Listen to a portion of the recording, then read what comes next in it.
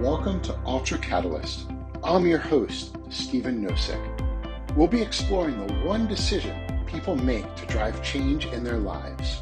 Join me each week to hear from a variety of guests about what they did, the techniques and strategies they used, and how they're now leading their best lives. Hey, what up, everybody? Welcome to the Ultra Catalyst podcast. You know me, I'm your host, Stephen. What are we talking about? Well, for those that are just joining us, we're going to be talking to a good friend of mine, Zach Smith. We'll bring him on in just 1 second. Now, what is the Ultra Catalyst podcast about? You may think it's about running and endurance sports. Well, that's part of it. But really, we're looking at the grassroots of what are those decisions that people make that ignite that fire to get them to change direction and start living the best life they could be. It's not just health, fitness, wellness, business, friends, relationship. It could be any kind of topic, and there are no holds barred. And so today, we're going to dive deep into multiple subjects with my buddy, Zach. And he's going to give us some golden nuggets. You're going to want to take out a pen and paper, write them down, and then implement that shit right away, because he's going to be bringing the fire and the heat. Get ready. Hopefully you got fire retardant wear on like a fireman, because it's going to get hot up in here. Now, I know you all are ready. Please give your hands a big fucking welcome to my main man, Zach Smith. What's up, brother? How are you today? What's going on, man? I'm doing well. Thank you for having me on the show. What an introduction, man. Now we have to bring the heat. You have prefaced this call, man. You have prefaced this episode with, we're going to drop bombs. So bombs we will drop. Excellent. I got 2 bottles of water over here. I'm going to chug both of them and get wet because I'm going to have to cool off a little bit after talking with you, man. Hey, so welcome to the show. Boom, I'm already getting tongue-tied. That's how amped up I am. This is awesome. Man, I've known you for just about 5 years. We did RTA together. We actually had one of the very first podcasts I did in the front seat of my car out in front of 24 Hours Fitness. Do you remember that a few years ago? 100%, man. And we have come a very long way since 5 years ago, recording the podcast in front of the gym, in your car, on a phone. A long way. Things change rapidly, and it's just those small decisions, man. So give everybody a little introduction to you. I know you're a father, a husband, a coach, a fitness expert, an entrepreneur, and a podcaster yourself. Tell us a little bit about yourself, my man. Yeah, 100%, man. So yeah, I am a fitness and nutrition coach. I've been doing this now professionally for about 5 years. Like I said, things have changed significantly since we last spoke on your first podcast. Since then, I'm still married, obviously, to the same lady. And I have 2 kids. Well, one on the way, I should say, a 3.5-year-old. His name is Ace. And I have a baby girl on the way in July as of 2023. So things have pivoted a little bit. I was kind of in the e-commerce retail type of space back then. Now I do fitness and nutrition coaching. Reason being is because I've always been into fitness, right? I grew up playing sports my entire life. I always knew that life on being fit it's just awesome. It's amazing, right? People always say the grass is greener on the other side. No, the grass is greener where you water it. That's what they like to say, right? Mm-hmm. And I know what it's like, though, to be on both sides, if we want to think about it like that. And when I say that, I mean, I've been a fat guy before. And this is coming from a guy who said, I would never allow myself to become overweight. I said that. I literally was like, I play sports my entire life. I take care of myself. I'm very aware of what I'm putting into my body and what I'm doing and staying, active. And then all of a sudden, life hit. So what happened was, and this, by the way, this is terrible timing.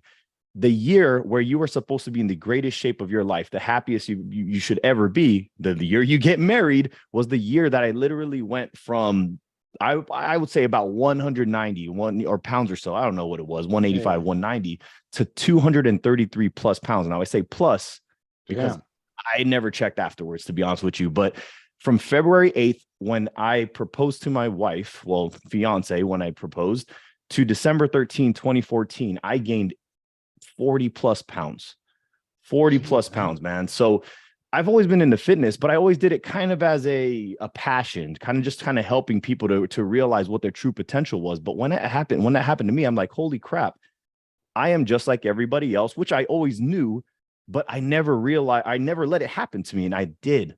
Life happened. And this is when I really, really got a shot in the arm where I was like, okay, these are the things that I guess I don't want to say common people deal with, but most people deal with, right? Because it's a little bit different. I'm an entrepreneur. I'm in the business space, so it's slightly different from people who have to clock in on a 9 to 5. But at the time, I was working 9 to 5, and that's when I was like, "Holy crap!" And I don't even have kids. What's my excuse? So Dude, I got out of that. You were banging out Hershey's Kisses, and you switched jeans, tight, skinny jeans, into like sweatpants with an elastic band, bro. Hershey's Kisses. No, it wasn't Hershey's Kisses. It was vodkas and whiskeys and everything else, man. I was just drinking too damn much, and I gained too much damn weight too damn fast. But it was a great, like, I don't take it back, because it was very, very eye-opening to me as to like what I am susceptible to, which is literally everything, right? Everybody thinks you're invisible when you're young until you get hurt. Everybody thinks they're always going to be in great shape until they get fat, right? So it was just a great wake-up call for me. And after that, I transitioned. I changed my focus. I'm like, look, I know what it's like to be out of shape. I know it's like to have low energy, low libido, not really like what you look like. You look in the mirror less. When you don't like what you see in the mirror, you will literally avoid the mirror, because you don't want to see the bad look looking at you right back, right? Because you know it's your own damn fault. Now, there's a lot of, obesity is a very, very, very convoluted topic, which I don't really need to get into too much unless you want to talk about all that stuff. But look, the reality is, when you don't like what you see, you ain't looking. So once I did that and I got out of it, I'm like, look, I'm never going to allow this to happen to me ever again, because I said I never would let it happen, period. But I did. But now I know better, and I've refined my craft, and I've learned from the best in the industry. And I told myself that what I'm going to do now is change what it is that I want to accomplish and help others get on this side of the fence, so they could see how it's like to live your life fulfilling your true potential. Because I'm telling you, man, I've lived the fit life and I've lived the fat life. It's better on this side. I promise you. I hear that, brother. I hear that, man. I speaking from someone that's pushed the scale way above 250 to now 210, because I'm living the fittest life I've been, outside of when you helped me out right before we jumped in that car and recorded a podcast, by the way. That was epic shit back then. But man, it is quite a difference, because you don't realize until you look in that mirror and actually stare at it and say, this isn't who I am. This isn't who I'm supposed to be. This isn't what I'm not in this world to do. How am I going to be able to provide for my family, right? You and having a new wife, me having kids at the time. How am I going to be able to do all this stuff if I can't even control my appetite? Right. That's just terrible, man. 100%, man. And that just, it's when we talk about fitness, it could be very complicated, because what I like to say all the time, and listen, guys and girls, everybody who's listening to this, we literally all have the same potential. We just have different starting points. That's literally all it is. Now, social media has set us up in a way where we're blaming genetics, we're blaming hormones, we're blaming this, we're blaming that, we're blaming circumstances, environment. And look, all those things are factors, yes, but it doesn't mean that you can't accomplish what it is that you want to accomplish just because you might not have the best poker hand, right? What life is all about is taking your hand and making the absolute best hand that you possibly can with the cards you were given. But here's the thing about poker: you get to change some cards, guys. You don't just get these 5 cards and all of a sudden you're like, well, I'm screwed. No, we have a decision that we can make. And when we finally realize that, which is one of the things that I've actually adopted very early in my life, was the understanding that time is our greatest asset, which I'm very thankful that I learned that. There's actually, as a matter of fact, just a little sidetrack here, there's the quote from Confucius that says, I don't know if you've ever heard this, but it says, every man has 2 lives, and the second one starts the moment he realizes he has just one. So it's a very profound quote, because it's so damn true. It's a quote that for most people, they could either overlook it or they could really take it in and be like, holy shit, I have some decisions to make. Because look, what are we all guaranteed out of this life? Death. That's it. It's death. That's the only thing that we're guaranteed out of. When we're born, the only thing that we're guaranteed from this life is death. So we get to choose, right? There's another quote that I love, and I forgot exactly what it said, but it said, when we're born, we look like our parents, but when we die, we look like our decisions. We get to decide, though.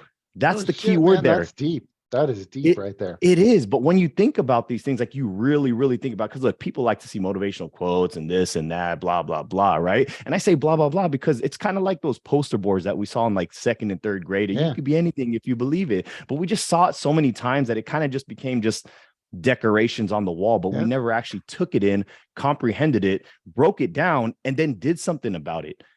So, but these two quotes, I really love them because it's so true. And like I said, I put an emphasis on decisions because we get to decide where we want to go in this life. Do we want to be victims or do we want to be victors? Do we want to be fat or do we want to be in great shape? Do you want to protect and provide for our family, or do we just want to be a deadbeat dad? We literally have the power to choose and decide anything and everything that we want to do. And the reason why I transitioned my focus was because health and fitness is the foundation of all of it. Without that, what the hell do you have? Yeah. And I love how you said that, because you're absolutely right. You got two decisions, either to make one or not make one. That's it. There's no in between. There's no I'll think about it. It just means I'm not making that decision, aka I'm not taking action on it right now, right? And those are two bold quotes. I got to say, that second one about making the decision, right? That's key, because a lot of people think and they plan and they spend all this time running hypothesis. I can't even talk. They run all these different scenarios in their head, thinking about what's going to happen, right? Worst case, best case. They just fail to say, I'm going to stand up and go do this shit, right? And that's 100%. the toughest thing. Yeah, That's so 100%, man. But here, let's think about this from a cultural standpoint, right? In society, like, why do we think that we have so many people like this, right? Because we know that everybody wants something. But you and I both know, being in the, the entrepreneurial space, being in the network that we've been surrounded by for the last 5+ years, everybody wants something, but not hardly anyone. I could say that hardly anyone is willing to do anything about it. Very small percent. Very small percentage, right? Because look here, and this is per the CDC, and we know how the CDC's reputation has been as of late, but they do have the most recent overweight and obesity statistics, right? So, and I believe it was the last one they took was about 2018, 2019. Don't quote me on that exactly, but it was about 73.6% of Americans over the age of 20 are either obese or overweight. That's damn near 3 out of 4 people. And 1 in every 5 kids under, 19 and under are obese or overweight. That's crazy, man. That's a societal problem. That's not just like, you know what I mean? That's a problem as a nation, as a culture, there's something in the belief system, the education system, something somewhere that just isn't adding up correctly. And it's weird. It's weird. So my question is, how the hell did we get to this place as a society where we're talking about, it's better to blame this and pat you on the back and sugarcoat things so that I can accept your feelings, versus taking full responsibility for my actions and understanding that I get to choose which trajectory I want to go on in my life. Because one thing that I like to say to everybody is, look, time waits for no man or girl. People think that they could just chill, in neutral in life, right? But look, life is an uphill battle. It's going to be hard whether you're fit or whether you're fat. You got to make your decision, because if I'm fat, it's hard because I have to miss, I have to use up my PTO to go to my appointments. And then once, I got to dig into my PTO because I run out of sick days. I have to be a slave to medication. I have to be a slave to doctor's appointments. I'm going to have anxiety with white coat syndrome. My blood pressure automatically goes higher just because I know they're going to take it. That sucks, man. It's hard to go up flights of stairs. I can't keep up with my children. I can't do the normal things that a person should be able to do in terms of just basic functions every day. Or I can choose the struggle of being fit. Oh no, I have to eat nourishing food. Oh no, I have to work out and be strong. Oh no, I have to look good and feel good. And I say it mockingly, but it is hard, right? Like, sometimes you don't want to go to the gym. Sometimes you rather eat a burger. And look, I do it all of the time. We'll talk about that in a minute with the burgers. Oh, hell yes. Oh yeah. I think I already know where you're going. Yeah. The reality is, go ahead, man. Go ahead. Man. No, we're gonna go back and forth. Let's go. Go ahead. You're on fire, brother. You're on fire. No, what I was going to say is it's some sort of change that happened where it's the arena of convenience, right? Everything's simple. I don't have to go anywhere, right? And with the progression of technology, I could do everything from my phone. I could have shit dropped off at my door, and I don't have to go outside. I don't have to be connected to the people outside in the community, the quote unquote tribe. And I'm just taking in whatever it is. And what people don't realize, and you said this very eloquently, is do I want to struggle today to live a better life? Or do I want to live the convenience now and struggle when I get older, when it's much more difficult? It's going to be painful. I'm going to be hooked on a shit ton of medication. I'm going to hate life and everything around it because I'm still working till I'm 70, 80 years old. Life expectancy keeps climbing, right? They're now talking about moving, retirement age from 65 to almost 80. Damn. This country ain't going to be prepared to work an extra Damn. 10 to 15 freaking years. It's not going to happen, especially if people are still adopting this convenience mentality. Hey, trust me, I love that convenient shit. It saves time, right? It does. But I recognize a long time ago, either working with you or other coaches and other friends, and just looking in the mirror, right? Get back to that conversation you said of, if you wake up and if you're looking at a piece of shit in that mirror, stop looking at that piece of shit. Flip your card around, trade it in, pick up another one from the fucking dealer, because you got the cards in your hand, right? I think that's what people don't realize. They're accountable for their actions today. But nobody wants to be accountable. Yeah, That's the problem, because as a society, we are all about inclusivity, right? And look, yeah. Cool. That's awesome. Cool. Everybody should be included. Nobody should be an outlier and be felt like an outcast, like or a black sheep, because they're a little different. Look, dude, that's the beauty of America. Do whatever you want. Yeah. Do whatever you want. But here's the thing. We are getting to a point where we are coddling too many people too often for literally anything and everything, including their excuses.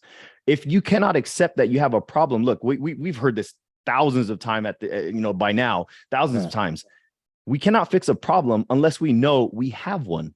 But how are we going to know that we have a problem when you have other people patting you on the butt and saying you're doing a great job when you know damn well you're not? But because they're confirming that. Are you shaming me? Body positivity? Are you shaming me? me? No, of course not. Of course not, because you get the damn work done, man. I've seen you in action, man. I've seen you in action. I've helped you lose a little bit of weight. I've seen the crazy things you and your brother do, man. You guys are, I call you guys crazy, to be honest with you, man, but it's awesome. It really is awesome, right? There's different modalities of training. You guys just chose the crazy endurance-based ones. I call it crazy because my ass would die by mile 2. That's really all it is, man. But I love it. It's amazing. And you decided to do what you were saying. Should I front load the hard now to live a life better later on versus taking the conveniences now and living a shittier life later on? Because that's just the reality of what it is. Choose your hard. Do you want to front load it or do you want to backload it? I guarantee you when you backload it, you're going to regret it. You're absolutely get it done while you're younger, because you got more energy and shit. Take it from a 46-year-old man doing endurance. Recovery and repairing the body, it takes a long time. 100%. If I would have done this crazy shit like 10 years ago, I would have bounced back. Now it's like a day here, a day there, a salt bath, an ice bath, just to feel normal, right? And it's people just don't understand that, right? It's a lot of work, but you know what? It's the enjoyment to be around and experience with the people that you love, friends, family, the network you have. Because guess what? 20, 30 years from now, if I'm eating whatever in my pantry and I don't care and I'm gaining fucking weight, I'm going to have less and less and less time with all those people doing the things that I enjoy, right? Doing the things I enjoy. That's literally what it's all about right there. What you just said, doing the things that you enjoy, specifically with the people you love. You know what I mean?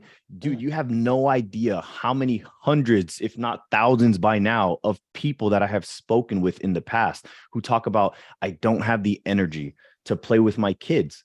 I don't have it in me after work to cook them a meal or whatever it is, or to play soccer, football, whatever it is with them, man.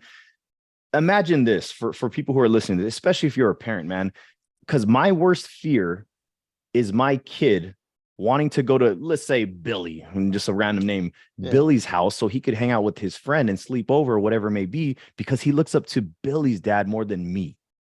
That's my biggest fear. Harsh. And how do you get your kid to want to hang out with somebody else's dad more than you? You don't be a dad. You're not a dad. I call them sideline dads. The dads who are like, hey, go ahead and do this. I'm just going to watch.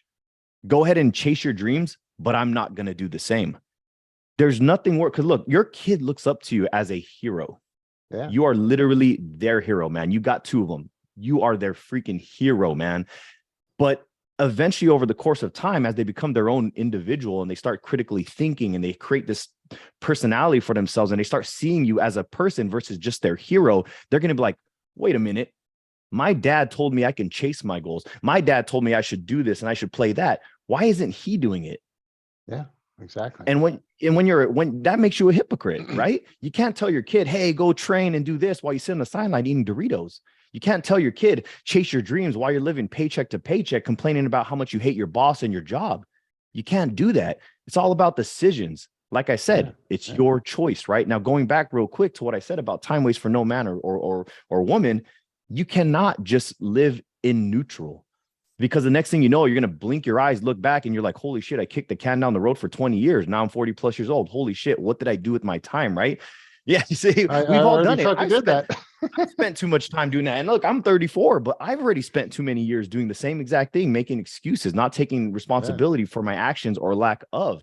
So I try to tell people, I'm like, look, every day is an opportunity to get better or get worse. There's no neutral, because you're fighting an uphill battle in life. It's going to be hard, whether it's fit or fat, like we said, right? So Yeah. guess what? When you're in neutral, your ass is going backwards. You're going backwards. 100%. 100%. Get better, you get worse. But guess what? Time doesn't wait. Are you living life on your terms, or are you just simply waiting for death? Yeah. Time is a constant. You Correct. can't break it. You can't create anymore. Sure, we could go out and create brand new businesses. We could create brand new money. We could create relationships, whatever it is, right? Fitness habits, everything. Time you can't create. You only have this second right now before you get the next one. And you can't ever go back and replace it, right? People always think about these second times. I get a second chance to make the first impression. Well, technically, no, because it's a different fucking time, right? But yeah, you could change the perception by working on yourself, starting from square one, getting rid of all that negative shit, the habits, the bad routines, whatever you're putting in your body, whether if it's alcohol. Not that I'm saying people can't go out and drink and have fun. That's enjoyable for some. For right? sure. I used to be that person, 20 For plus sure. years strong, motherfucker. You know, that's how we do it, or I did it, I should say. But at the same time, nothing's going to change unless, like you said, you make that decision to change. Now, I want to spin back around. We talked about a burger diet. I used to love burgers. Shit, I worked for a Burger King fast food for 4.5 years, and I was one fat MFer. I lived on that shit. Believe me, I did, but I didn't do it with any kind of approach to be successful other than it's convenience. I got free food. I got to help out my homies and my family and my girlfriend. But other than that, it didn't do anything for me except give me a big fat 6-pack of jelly roll in the midsection. Can you tell the audience about your burger challenge and just the crazy shit you did? Because it looks so good, but somewhere in the back of my mind, some convenience, body positivity shamer is telling me that's not a diet that will work for them. Let's break these myths, brother. 100%, man. 100%. So let's put weight loss into its simplest form first and foremost, right? Because there's everybody out there, like I said, they're going to blame hormones, they're going to blame this, they're going to blame that, whatever. I'm a girl, I'm on a period, whatever it may be, right? But here's the thing.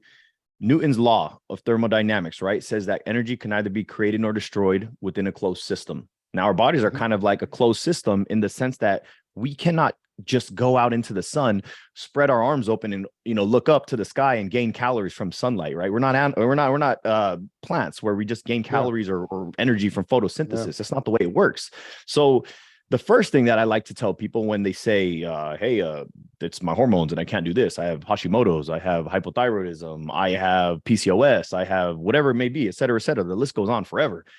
I tell them, well, if you think that you can't lose weight because it's physically impossible, then I want you to defy physics. I want you to not eat for the next one day. Tell me what happens. Will you weigh more or will you weigh less the next day? What do you think? Because I don't really want you to do it, but what do you think would happen? And they would say, well, I'll probably lose weight. I'm like, bingo. Okay. So what else do you want to know, buddy? Now, I'm telling you, so when it comes to weight loss, very simple, but in practical application, extremely difficult because it's something that takes a lot of time and there's many facets to this entire thing. So the premise of my burger a day diet was to pretty much bust that myth and let people know that it is a simple process. It's very simple. It's about just being in a negative energy balance or a caloric deficit, meaning you are consuming less calories than your body burns in any given day. So that means that my body has to use fat for fuel and oxidize it and gets rid of it because I'm not consuming as much calories to maintain my weight. That's really what it's about. So I wanted to put this to the test. So what I did is I went on my Facebook account. I said, hey, what's you guys' favorite cheat meal or whatever it may be, cheat food. And everybody was posting all kinds of stuff. There's like over 100 comments, and everybody mostly predominantly said burgers, specifically In-N-Out burgers. So what I did was like, all right, this is what I'm going to do. I'm going to go on a cut or a weight loss phase for those of you that don't understand what that is. Mm-hmm. And I'm going to track this and I'm going to document this. And I'm also going to get blood work because I know that there are many people out there who are going to say, well, congrats, you lost this weight, but now you clogged your heart, you clogged your arteries. Nope, wrong. I took blood work before. I was initially going for 10 weeks, so 70 days until I found out that my insurance only will take blood work every 90 days. So it ended up being 12 weeks. But what happened was I literally ate at least one burger every single day for 90 days straight. And after that, I lost 15 pounds and I improved all of my blood markers across the board. Boom. And it's all documented on my Instagram and everything. And you know what's crazy about that is the people who doubted me the most were actually the quote unquote fitness gurus, the experts and trainers. It was actually hilarious. I posted it in a random group and I had, hundreds of comments on this before the admins shut it down. And all of the hate came from people who were trying to coach other people how to do this stuff. But it's crazy. I just wanted to keep it simple and I couldn't even do that. The health and fitness space is a beautiful place in the sense that they want to help people, but it's also a terrible space in the sense that not everybody has the correct methodologies or beliefs in place. I used to believe that, hey, but it's all about good intent. But now I'm like, you know what? It's not about good intent. It's about the end result. If you're creating more problems for your clients than solutions, then you suck. It's not about your intents. If you created disordered behaviors through exercise or disordered eating because you made them scared of this or you made them do that or forced them to do this or that sucks. That's bad. It's not about your intention. It's about the results, like I said. So all I wanted to do was just simplify the process, man. Simplify and let people know that if you eat less than your body needs, you will lose weight, period. Now let me ask you, when you were on this diet, did you do anything else dramatic? Did you increase your water? Did you increase your physical fitness? Did you take additional supplements? A big question probably from those fitness gurus or people on the sidelines that always are keyboard warriors. I bet you took some roids or some shit like that, right? Tell me about those things. What else did you change other than you were very methodical, like, hey, I got to go to a different burger joint or I got to make something at home that's a burger each and every single day for 12 weeks? So here's the thing about that question. It's a great question, first and foremost. And I wish I had a great extensive answer for you, but here's the answer. Nothing. I did everything the same. I just maintained a state of a caloric deficit. I did all things the same. I didn't increase my water any more than I typically would. I didn't increase my exercise any more than I typically would. I didn't hyper focus on my sleep more than I typically would. I literally did nothing except maintain a negative energy balance. That's all I did. And that's literally the entire point of why I did what I did. I want people to understand that it's not about what they're eating, but how much. Because if we want to get into the whole fitness side of things, man, the obesity epidemic in America started happening in the 1950s and has gotten progressively worse up to this day. They thought it was in the 90s. You remember this. In the 90s, they thought it was all fat, right? They thought it was all fat, low fat diets. That's the thing now. That's the thing. Don't eat fat. It's bad for you. It's bad for you. Shoot, I was in 7th grade and I wasn't even eating the skin on salmon because I was like, I don't want that extra fat. That's not good. That's how health conscious I was growing up, man. Then low carb, then low fat. Yes, it was ignorant. Now all of a sudden people are taking butter and just biting it like it's a snack, like it's beef jerky, like it's a Snickers bar. I'm like, what the hell's going on? People are blaming sugar. I'm like, what do you mean? Sugar consumption has been down over the last 10 years, yet obesity is continuing to rise. What's the problem here? That's why that was the premise of why I did what I did. It's not about what you eat. It's about how much. Now, I will put a little asterisk next to that because you're going to have people listening to this and be like, that's bullshit. You're going to eat this and feel like shit. I will say that. I'm not going to say go out there and eat 1,500 calories of gummy worms if your body requires 2,000 calories just to lose weight. You will technically. You will. You'll look like shit. You'll feel like shit. But the bottom line is it's about the calories at the end of the day, guys. It's really that simple. It's really that simple. Now let me go back and let's frame it for the people out there. So what you took is you took your blueprint of your routine. You already knew what you were eating. You knew what you were drinking. You already had an idea of what you were doing when it comes to nutrition, and your MO of how you're eating and going about your life, right? You said nothing changed, right?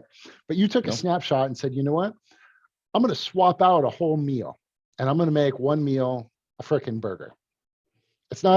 It's not a burger, fries, milkshake, pizza, cheesecake factory on the side. It is, I'm going to take one meal I'm already having every single day, and I'm going to swap it out for a burger. That was literally it. I've had some burgers. Dude, you don't make this shit up, dude. This is too easy, man. What's not to change? I'll say this. It's literally, I can take your kid. All right. I could take your kid and teach him how to lose weight. It's that simple. It's literally basic math. Plus and minus. That's all it is. He only ate 8 things. I don't think you're going to get too far. Well, but it's the point is, I know what you're saying. It's very simple though. It's very simple. So here's the deal. If I had a burger that was just too small, right? And like, oh man, this thing's only like 350 calories. I would get two. I would get two of them instead. That makes sense. Or if I got like something from Cheesecake Factory, which I did get a burger from there as well. That was one of them, the 90s. Yeah. I did go there. The glam burger. If it was too many calories, that just means I had to have one less meal, or I cut in half and I just turned it into 2 meals, because that was way more calories than I needed in any given sitting. I was already full like crazy. Yeah. So sometimes I'll eat the whole thing. Sometimes I'll turn it into 2 meals. There's all kinds of ways that we can do this.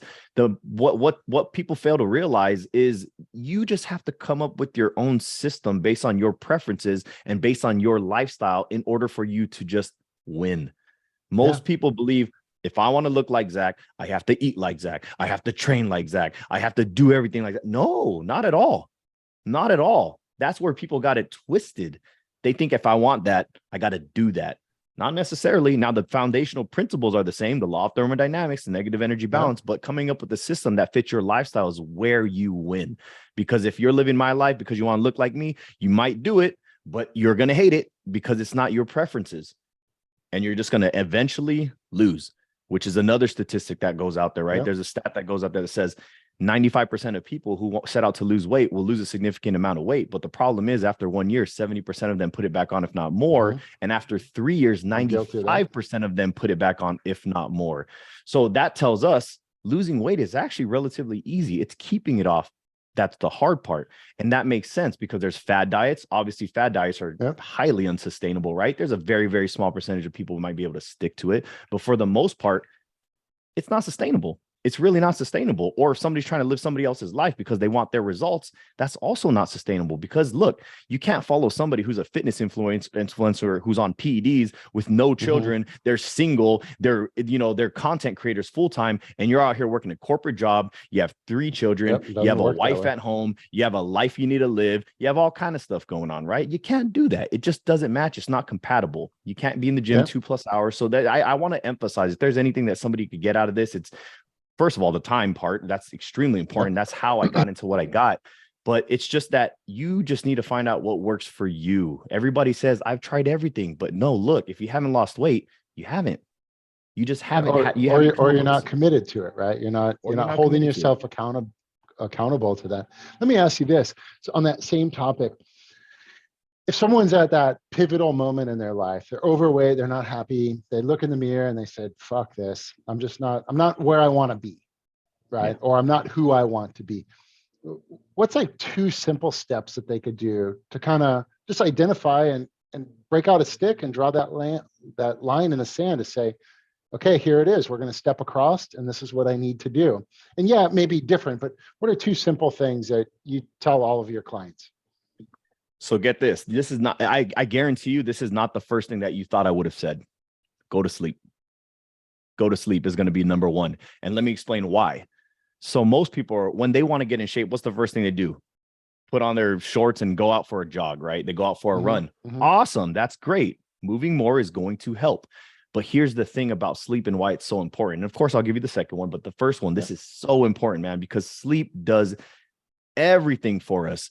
There's a reason why we're supposed to be asleep for a third of our life, right? Many important physiological processes happen during our state of sleep. So this is why most people who are overweight usually are very highly stressed out, right? Guess what? When we're in our deepest state of sleep, our REM, rapid eye movement sleep, when we're dreaming, that's when our cortisol is most drastically reduced.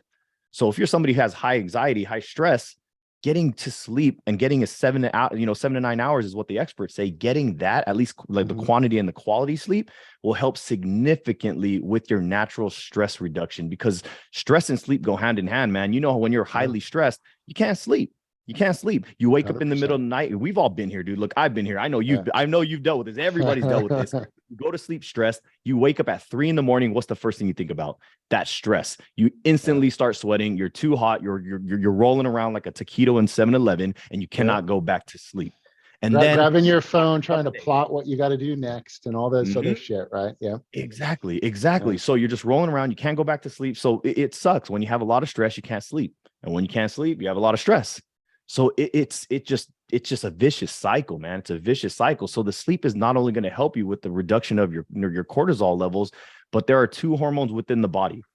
I'll go very brief about this because I know there's not like a fitness and nutrition thing per se, but there's ghrelin and leptin. Okay. These are satiety and hunger hormones. Ghrelin is our hunger hormone and leptin is our satiety hormone, and they work inversely, kind of like testosterone and estrogen do.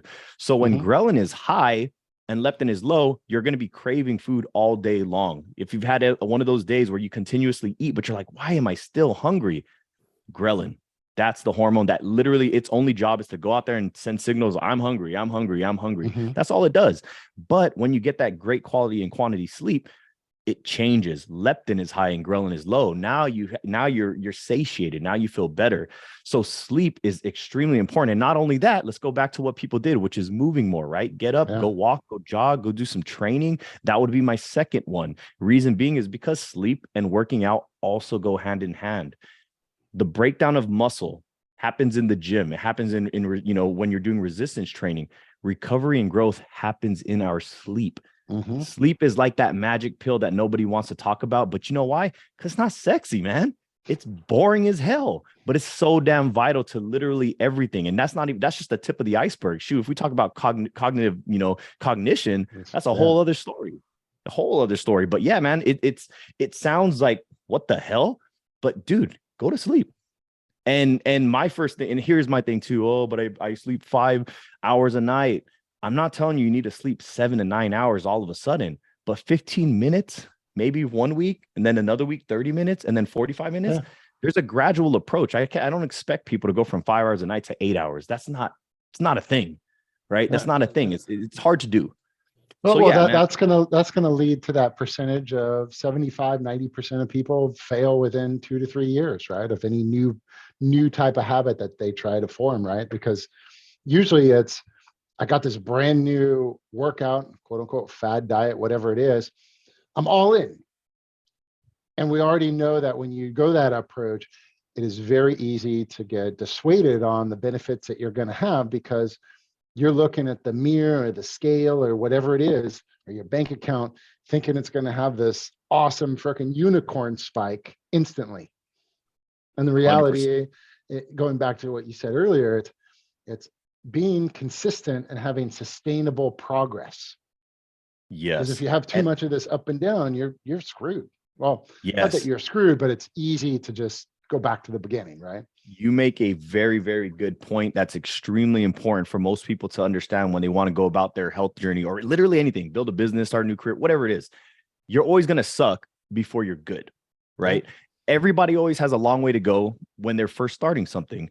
This is where I see a lot of people fail too. Going back to what you were saying, man, it is always best when you can celebrate your small victories, your small wins, the things that you've done and you've gotten better at and improved at, and just celebrating that while also understanding that there's still a lot of work to be done.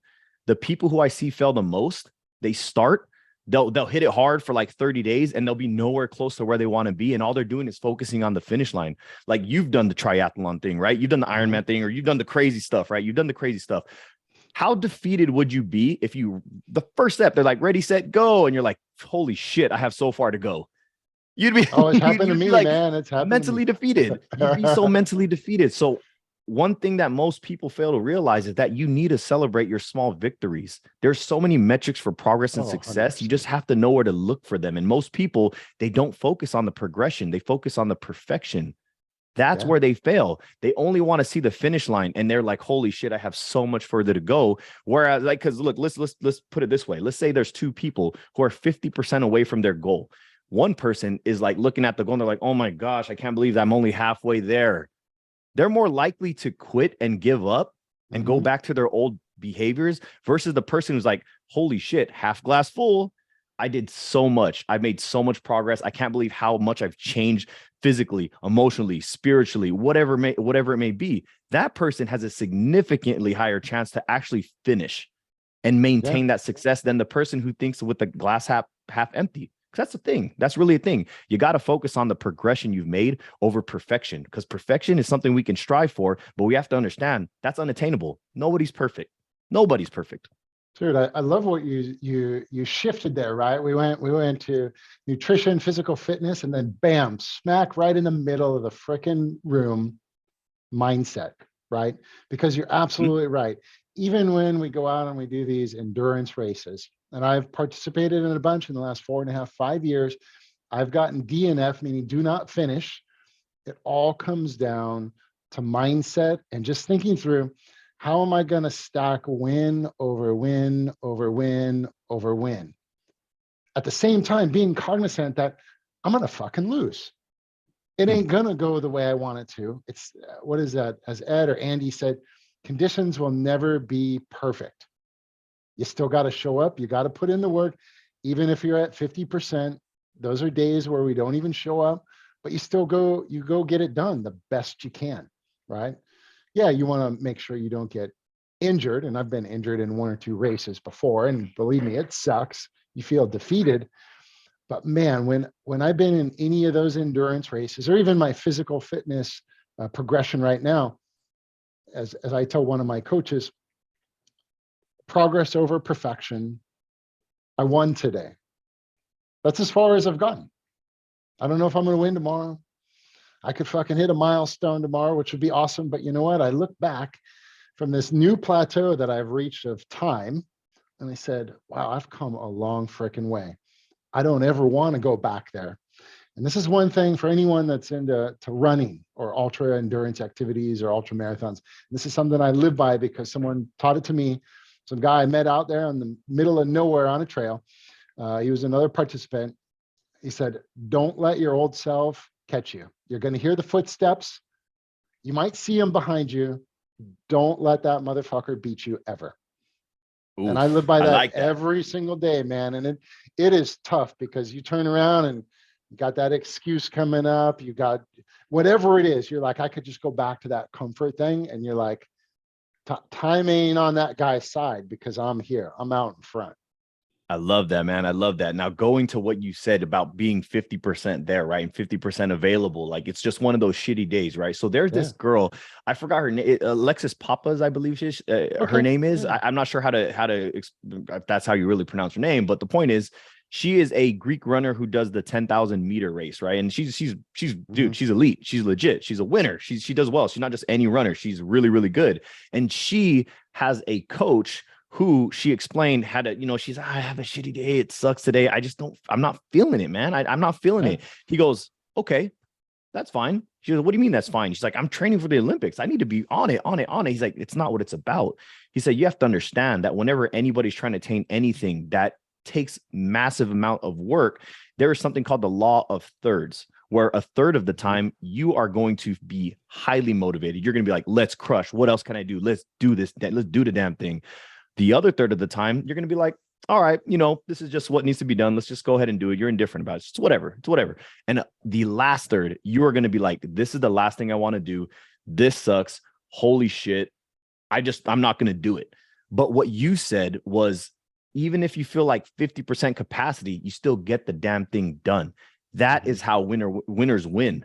You literally just said it right now. So for those of you listening, listen, you don't want to do it, but you do it anyways. That is when you prioritize your logical thinking, your logical state of mind over your emotional one. The people who lose are the ones who prioritize that emotional state of mind over their logical thinking. And here's the thing, guys, because I know everybody, most people do this. Who gives into their emotions? Children. Children do. Why do we have so many adults running around with the mentality of a child? It goes back to what you were talking about, where we have convenience, right? Everybody wants to buy everything. And look, convenience is amazing. It's awesome. But when it comes to hard work and accomplishing great big things, we have to understand it's going to take some damn work. It's going to take some damn time. And when you are feeling like shit, let's say your sleep was bad. Let's say you're, a little tired or whatever it may be, but it's important to still show up and do the work, even if it's a shitty session. Somebody who does, we'll say 4 to 5 workouts per week, but they're shit, absolute dog shit, but they're consistent. They are absolutely going to destroy the person who has an awesome, amazing 2-hour straight workout, but one time every week or two, whenever they feel like it. The whole saying where the imperfect plan followed perfectly or consistently will always outperform a perfect plan followed inconsistently. Yeah. It holds so damn true. So even if you only feel like you're at 50% capacity, guess what you can do? You can give 100% effort with the 50% capacity that you have. Now, that might not be 100% of everything you have, but what's important is that you maintain the behavior, you maintain the pattern, you did something that was productive for you versus giving into that emotional state of mind. That is how winners win. They prioritize logic, reasoning, productivity over emotion, giving up and doing something else that's counterproductive. Because when you give up once, it makes it that much easier to give up again. And when I say that, I mean, I don't go to the gym. I didn't go to the gym. I might as well pop open this bag of chips. Instead of doing this meeting or doing something that's going to make me some money, I'll just watch Netflix. It's just a spiral. It's just a spiral. Downhill spiral, man. You get to choose. You really get to choose. But do you want to prioritize the logical side of your brain or the emotional one? Your call. Dude, man, that is fire right there. For anybody that wasn't listening, go back, record the last 3 to 5 minutes, man. This was an exciting exchange of ideas, but it's spot on. Just the way that we discussed it, and I love it. Let me spin to another topic, right? And this is something I'm interested in as well. And I know you've gone down this path and you're charging ahead. You got a partner in crime. Tell me a little bit about your men's group that you guys started, where you're one of the coaches and you've seen some success. I've seen a lot of the things from your guys' retreat. You post on social media about it. You guys got some video about it. You got a lot of clientele. Give us a little introduction into that, because the things that you've shared today, I know you wrap each and every one of those lessons to help guide these men to be stronger, fitter, and more emotionally stable, to man up and take charge of their lives, to become the fathers that we all wanted in our lives, or that we may not have had, but to just dominate being a man. So tell us a little bit about that. Yeah, man, 100%. So it's called the Fatherhood Experience. It's at the Fatherhood Experience on Instagram for anybody that wants to check it out. But all we're trying to do is to help guys wake up. Just wake up and understand that we have one shot at this life, one opportunity to live it on our terms, to give up the victim mentality, to give up the excuses, and to start holding yourself accountable and living life on fire. Because like I said, going back in the very beginning, we have many facets of life, but health and fitness is the foundation. So we are very health and fitness based, but put a huge emphasis on mindset, because everything is mindset. If it has to do with the decision-making process, it has to do with mindset, because you're going to choose this or you're going to choose that. You're going to choose better or you're going to choose worse. So we put a huge emphasis on mindset to help these guys make the decisions that they should be making to live a productive life. Because what is health and fitness? I mean, what is a great physique except the byproduct of a series of productive decisions? That's all it is. What we get are just byproducts of decisions that we make. And we try to help change people's thought processes so that they can ultimately win at life. We've had guys that have gotten promotions, started side gigs, that, new businesses, have taken over, quit their job to do so, massive promotions, people that, fighting depression, going from suicidal to living their life on fire, buying their dream home, all kinds of stuff. Why? Because we're not just the people who say, hey, just pick this up, put it down again 10 times, eat this and you're good to go. That's just generic nonsense. That's just Google information you can do, right? We help shift the paradigm. We've helped flip that switch on so that these guys could understand that, holy shit, time is not on my side and I need to do this. Like the other saying goes, right? The best time to plant a tree 30 years ago, the second best time right now. It's never too late to start. And that's what we want to embed in these guys' minds. You don't have to play the poker hand you got. You can swap it for new cards and create a better hand. That's all we want these guys to understand. So whether it's with my personal coaching, whether it's with the group coaching, it doesn't matter. If you're a guy, a girl, a child, elderly, we have the opportunity to make a change. It's quite simple. It's quite simple. So that's what that's all about, man. It's just helping guys to live life on fire so that they can maximize absolutely maximize their intimacy with their wife. They could maximize the quality relationship they have with their children, better performance at work, better performance, like everything, Yeah. literally everything. And you tell me where you could tell me where it wouldn't affect your life in a positive way, getting healthier and fitter and changing your mindset.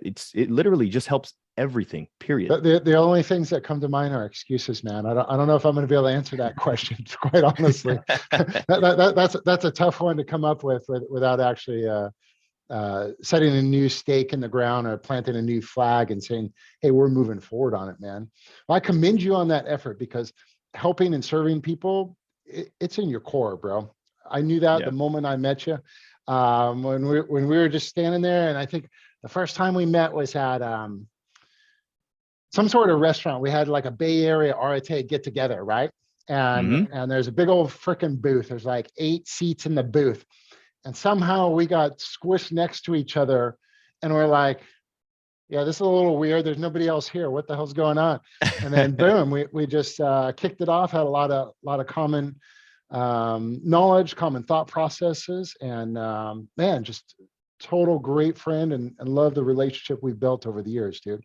It's awesome to see you win like this. Likewise, man. I appreciate it, man. Well, that's because we're like-minded individuals, right? We understand that we have this one life, and we're doing everything we can to live it to the highest degree. Look, I would much rather shoot for the stars and land on the moon and be significantly further than everybody else who never even gave it a shot here on Earth. That's just the way it works. I would much rather chase my dreams, pursue and fulfill my passions, and end up flat broke at the end of my life, but knowing that I gave it a serious, genuine effort, than to set the bar so low that anybody, even a child, can surpass it. Because what fulfillment do you get out of that? It's nothing. That's not a life worth living. And unfortunately, millions or even billions of people, I don't know the exact number, are living that way day to day, kind of just letting time go, going through the motions. And like I said, looking back and like, holy crap, where did the time go? Now what? Oh, well, I guess since I already wasted 20 more years, I mean, this is it.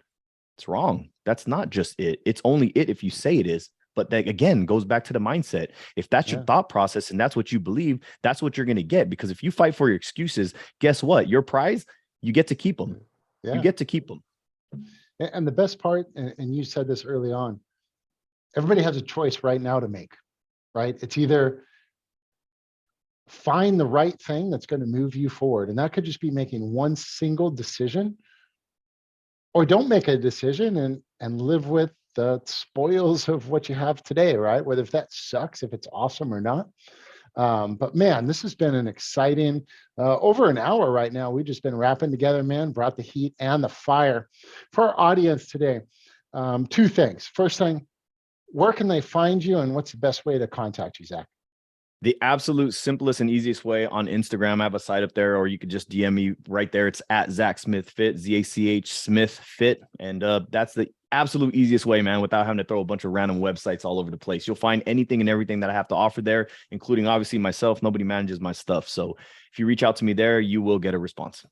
Okay, fantastic. Everybody, go out there, befriend him, send him a DM, like, comment, reach out. He's here to help. And number 2, Zach, if someone's struggling, what is the very first thing they could do outside of sleep? Outside of sleep, the first thing that they can do. Now, if we're talking about what's the goal here, weight loss? No. Let's say that they just want to make a change in their life. Where's the first place they should start? The first place that they should start. Ooh, I got one. I'm putting you on the spot, bro. This might be a little bit different again. Because again, look, I'm no normal coach here. Okay. So the first thing that somebody should do is audit their life. If somebody wants to change their life, they have to find what it is that they want to change within it. Because when they know which areas they need to work on, then and only then can they come up with a plan that's going to be conducive to those goals, right? I can't tell myself, like, I could tell you all day, hey, man, I'm here in California. I want you to drive to New York. Awesome. I know the general direction I need to go to, but I don't have the roadmap, and I don't have the roadmap because I don't know exactly what the hell it is, what city I'm going, or any of that information. So what I would say for somebody who really, really, really wants to change their life around, the first thing that you should do is audit your life. which parts of your life are you excelling at, which parts could be, use some work, and which parts do you really, really want to make a change in? Because when you know exactly what you need to change, you can start to create patterns and behaviors. And it doesn't have to be a lot. Don't bite too much too soon, because that's where a lot of people fail as well. They try to turn their life 180 degrees and become a health and fitness guru. That's not the way it works. Everybody has the same potential, but we have different starting points, going back to what I said here, right? So you might have to start with just maybe taking a brisk walk, maybe getting a little bit better sleep, but that's just besides the point. It's not really the action. It's just you understanding what I need to do in order to accomplish this goal. Because the only difference between one person and another is their set of standards. That's literally it. But in order for you to know where you are and gauge where you are, we got to find you on the map. Yeah. You're not on the map until you do an audit of yourself. So it might be a little bit, unorthodox versus what most people would say, but go to sleep would be one. And the other one would be do an audit to see where you really are struggling and what you want to do. And then you can create an effective roadmap. That's why most people say, oh, I've tried everything, but it doesn't work. Well, is everything you're doing conducive to your goals, or are you just doing it because you think that's what needs to be done? Mm-hmm, mm-hmm. You got to be very aware of what it is that you want. And I will add on this last little thing. Be very, very, very selfish with your goals. When I say selfish, this is your body. Regardless of what happens in your life, you will always be stuck with you. So don't make goals talking about, oh, I want to do this so I can protect this and provide for that. And that's awesome. That's amazing. But look, if you want to just get healthy so you can have a six-pack, be very honest and selfish about it. Just own it. Just own it. Because if you're chasing your true goal, you're more likely to hit it, versus if you're trying to be like, oh, I just want to, do this so I can be a better dad. You should. But if you really want abs, then, shoot for the abs. Yeah, do it. It's got to be for yourself, right? Like you said, you got to be selfish. You have to put in the time. You got to put in the work. Well, Zach, man, thanks for coming on to the Ultra Catalyst podcast today. We wrapped for about an hour. Yeah, some awesome nuggets. I'm going to just highlight a few because I think they're very important. Number one, audit your freaking life. Make sure you know what it is that you're doing and where you want to go, right? You have to do that personal inventory before you could even design what your goal is and how you're going to get there. Number two, like Zach said, prioritize your sleep. It is the most important piece of the pie to rejuvenate your system. That's when your body's going to work. All the processes are working to heal you. And number three, go out there and put in some work. Walk around the block, go to the gym, lift some weights, move your body. Whatever it is, get your blood flowing, because that's going to help you build the momentum as you figure out what your life's plan is. Now, thanks again, everybody, for joining the Ultra Catalyst podcast.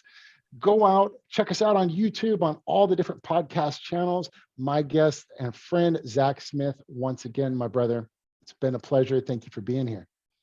Of course, man. Of course. Thank you for having me, man. I hope people listen to this and they just have that moment where they just think about it, reflect, and make a change. Even if it's 1 degree off, like not off, but on, you know what I mean? Even if it's just a small change, man, that's really all it takes. It's about baby steps. Sometimes you make baby steps. Sometimes you make huge strides. As long as somebody listens to this and makes a step in the right direction, man, that's all we can ask for, right? That's what this is all about, man. So thank you for having me, and thank you for everybody else listening to this. Excellent. Really appreciate you. Keep stacking those wins, brother. Going to see you on top. Hell yeah.